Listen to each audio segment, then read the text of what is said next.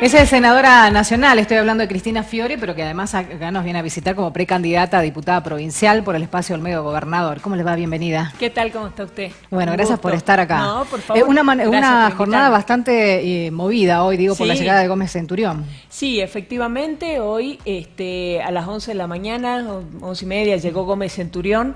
En esto fíjese la generosidad, ¿no? Porque empezó diciendo que independientemente de los espacios políticos o de las adhesiones que cada uno de nosotros pueda tener individualmente a nivel nacional, Sí. él lo que venía era manifestar su apoyo y su acompañamiento al Frente Olmedo Gobernador, ya que consideraba que lo unía a Alfredo y obviamente a Andrés Uriani, que es nuestro candidato a intendente, los mismos valores, las mismas ideas, así que nos venía a manifestar su apoyo. Para nosotros un honor y un gusto, no solamente en su calidad de candidato a presidente de la Nación, sino también como un héroe de Malvinas, ¿no? Todos sabemos la importante participación que tuvo Gómez Centurión en el 82, así que la verdad que fue un honor tenerlo en casa. ¿Coincide con los postulados que tiene Olmedo por lo general, que siempre menciona esto de la recuperación del servicio militar para los que no estudian ni trabajan, por ejemplo?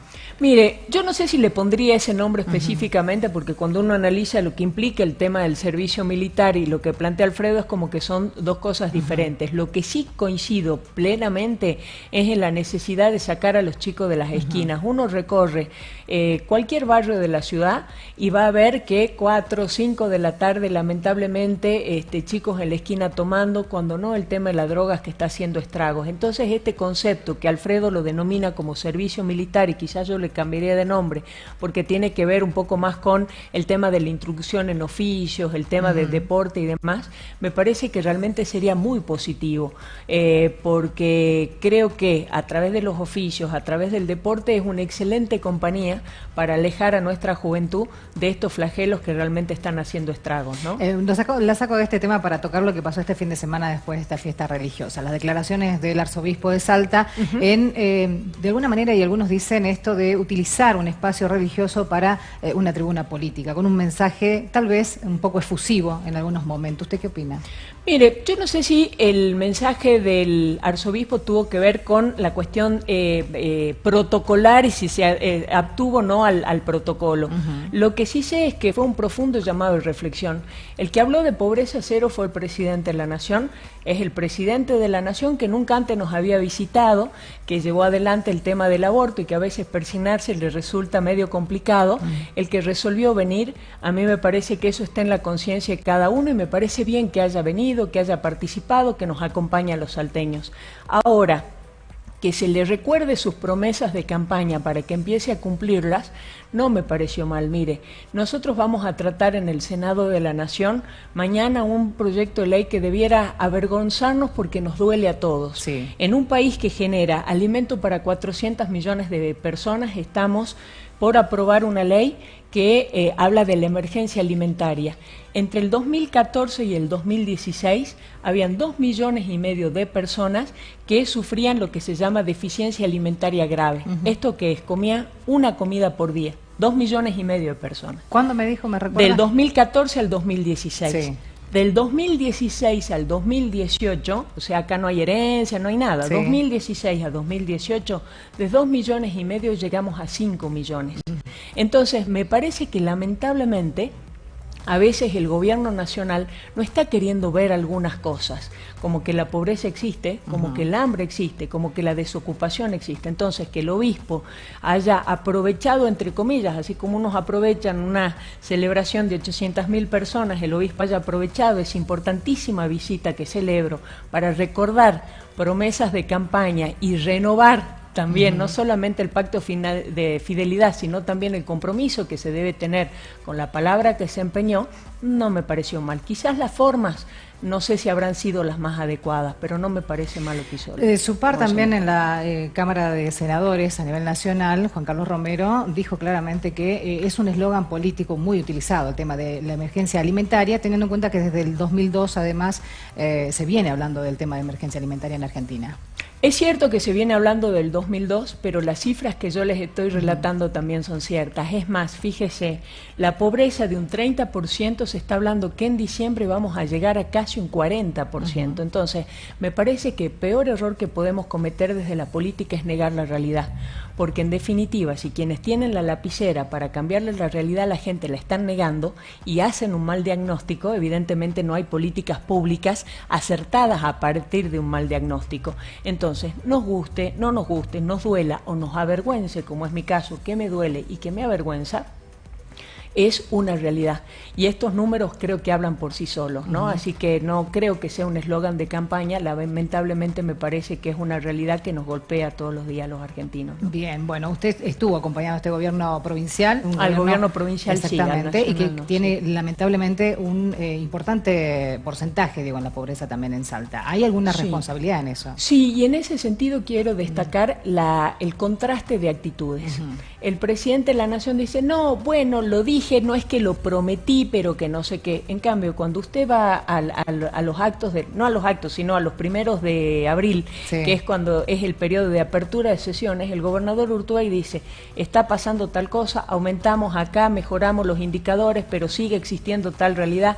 O sea, me parece que él reconoce determinadas realidades, trató de cambiarlas, en algunos casos algunas cosas fueron muy buenas, en otras evidentemente es una posta que va a pasarle al próximo gobernador, que Dios quiera sea Alfredo Olmedo, para empezar a modificarlas, ¿no? Bueno, un debate importante que se ha vivido en este último tiempo y que ha quedado solamente parado, entendemos nosotros, después de las elecciones nacionales, y el año que viene puede volver de nuevo a tratarse, es la legalización del aborto. Y hoy encontramos con que hay sectores ligados a esto, a la implementación y a pregonar con el pedido del tratamiento, que ya están convocando algunos debates, ¿no?, con algunos precandidatos para hablar sobre el tema del proyecto de legalización del aborto. ¿Y usted qué opina?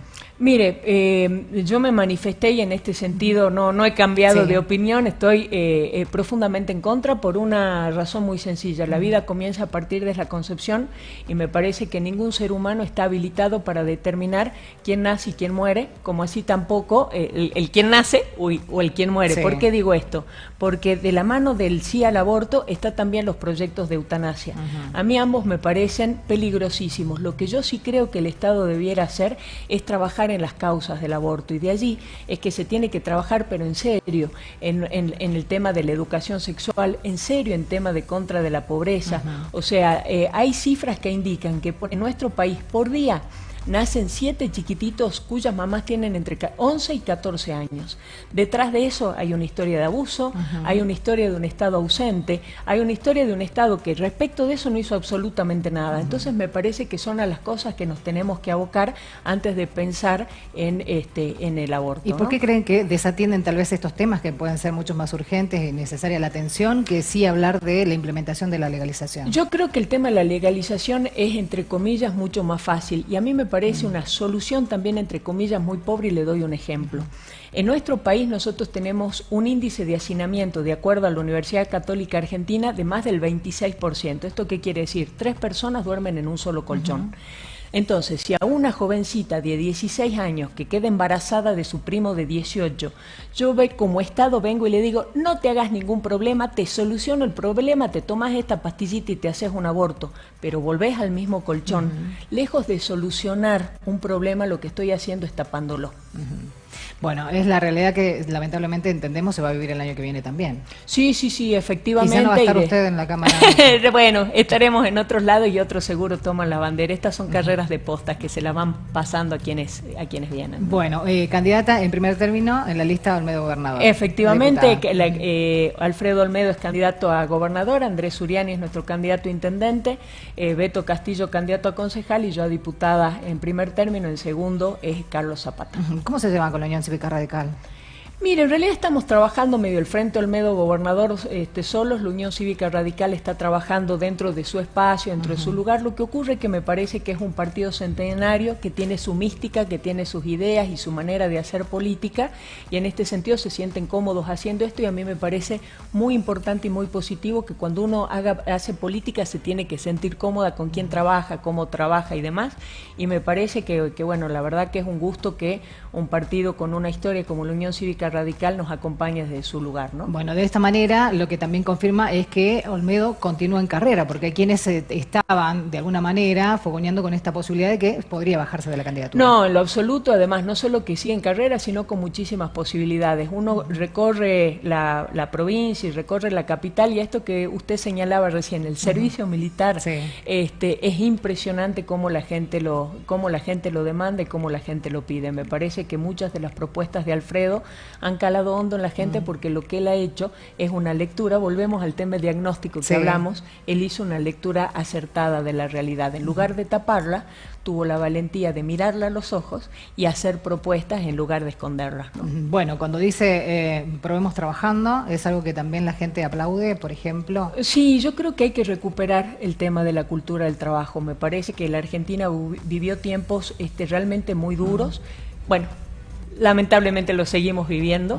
Los planes y los programas fueron muy buenos para sacar a la gente de esa situación de indigencia, pero hay que darles unas vueltitas de tuerca, que detrás del plan esté también el tema del trabajo, que es lo que verdaderamente dignifica, ¿no? Se va a tratar también el presupuesto a nivel nacional, digo, los recortes que vienen, ¿de qué manera pueden afectar a Salta? Sí, eso todavía lo presentó el ministro ayer, y fíjese un detalle, ¿no? Cuando presentó el presupuesto dijo que a raíz de factores externos y la situación mundial estábamos atravesando esta crisis. De nuevo esto que hablábamos recién del de no hacerse cargo, y el contraste que yo hablaba entre el gobierno de la provincia y nacional. Uno se hace cargo de lo que ocurre y trata de solucionarlo, y otro prefiere taparlo debajo de la alfombra. Bien, ¿no? Finalmente, ¿qué opina de esta situación que se dio lamentablemente con otros partidos que también están en competencia? Tiene que ver con el Frente Gustavo Sáenz Gobernador y también el espacio de Leavi, en estas idas y vueltas a través de redes sociales de acusaciones entre unos y otros en una campaña política.